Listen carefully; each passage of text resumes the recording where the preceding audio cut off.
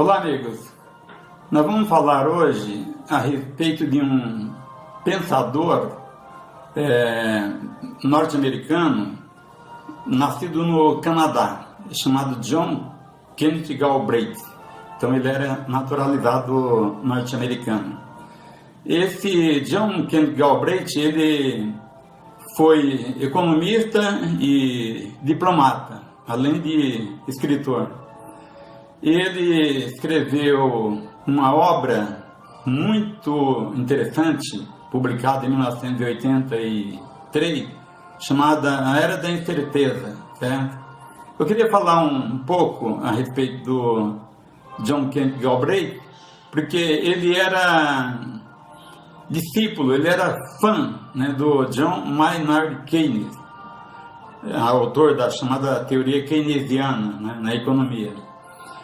Então, quando houve a queda da Bolsa de Valores de Nova York em 1929, ele estava presente, ele acompanhou tudo, certo? E quando o presidente Franklin Delano Roosevelt assumiu a presidência da República e foi introduzir o chamado New Deal, que era uma nova maneira de atuação do Estado junto à economia, quer dizer, basicamente seria a intervenção do Estado na economia, coisa que não existia antes no chamado liberalismo econômico. Então ele convidou o John Kenneth Galbraith para poder participar, né, da elaboração desse programa, tá? Então ele tornou-se um economista muito famoso, de renome, e publicou mais de 40 livros, entre os quais eu destaco A Era da Incerteza. O interessante é que A Era da Incerteza, que é a história do desenvolvimento do capitalismo a partir do pensamento liberal, seja Adam Smith, David Ricardo, etc., né? Até passando pela queda da Bolsa de Valores e passando também pelo welfare state e vindo até o mundo contemporâneo, até os dias contemporâneos, certo? É interessante que num dos capítulos do livro ele fala a respeito de Karl Marx, destacando uma frase que Karl Marx disse na crítica ao programa de Gotha. Eu vou ler para vocês essa frase, né? De cada um de acordo com a sua capacidade, a cada um de acordo com as suas necessidades. Quer dizer, essa frase é uma das frases básicas das ideias marxistas. E segundo John Kenneth Galbraith, essas 18 palavras em língua portuguesa e 12 palavras em língua inglesa, elas são mais revolucionárias, né, do que todos os volumes do Capital, tá? Então é interessante, né, no estudo que ele faz a respeito do Manifesto Comunista de 1848, uma análise que ele faz de umas dicas que o Karl Marx fez para os capitalistas manterem, vamos dizer assim, o capitalismo incólume, sem grandes perturbações, né? Que seria atender os trabalhadores no chamado direitos trabalhistas, né? Quer dizer, ele dá 12 receitas, né? Mas contemplando auxílio, moradia, creche, educação, né?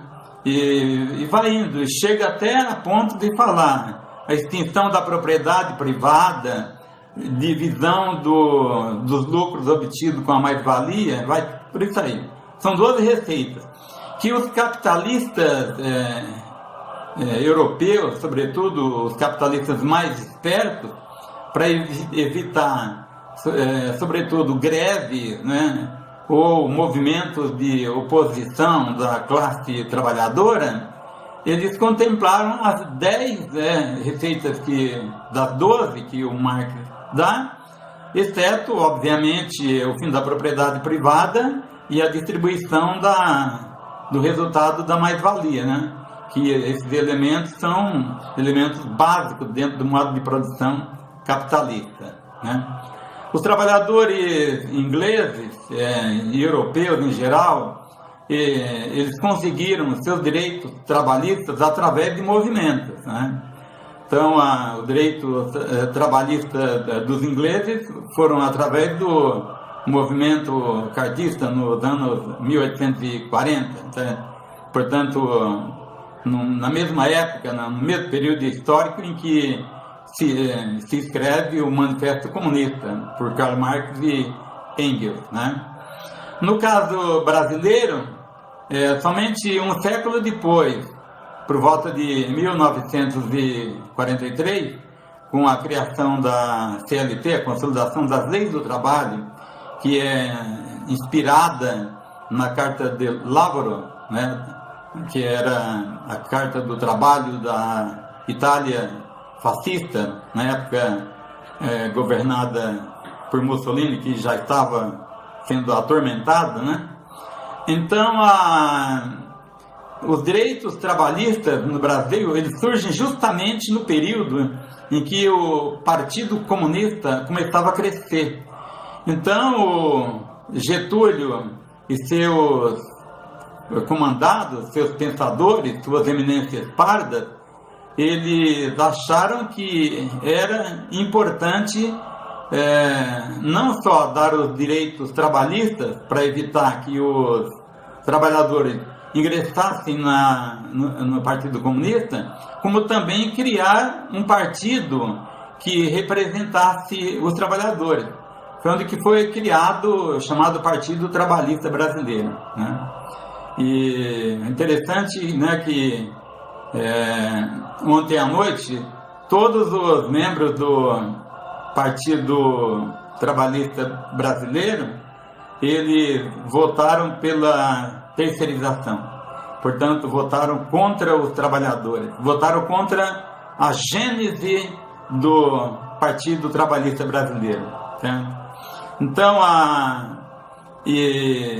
isso mostra a estupidez, né, que está se desenvolvendo o capitalismo dentro do Brasil. Ou seja, eles estão querendo voltar, ou já voltando, ao que era antes da queda da Bolsa de Valores de Nova York, o chamado liberalismo comum, no salve-se quem puder, né? Quem puder mais, chora menos, né? Na disputa, né, no capitalismo selvagem. Então é isso que eles querem que o Brasil volte. Vamos ver qual vai ser a reação da classe trabalhadora, qual vai ser o poder de confronto que ela vai ter diante disso, né? Diante do extermínio dos seus direitos. Mas isso a gente vai acompanhando. Por hoje é só. Boa noite.